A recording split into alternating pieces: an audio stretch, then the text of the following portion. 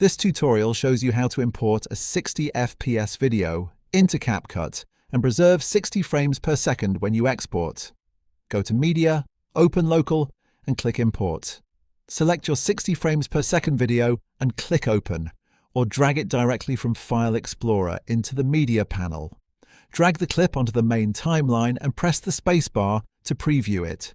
CapCut does not require a special import setting for 60 frames per second footage. The important setting appears when you export. If playback looks choppy inside the editor, do not assume the original frame rate was removed. A high-resolution 60 frames per second clip can be demanding to preview.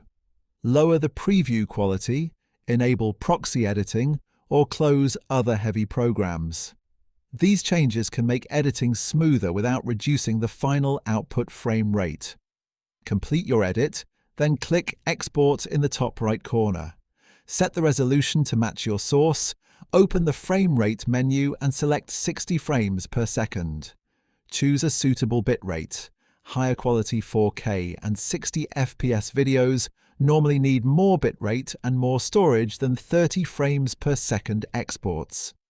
If the project mixes 30 frames per second and 60 frames per second clips, selecting 60 frames per second does not create real extra motion in the 30 frames per second footage.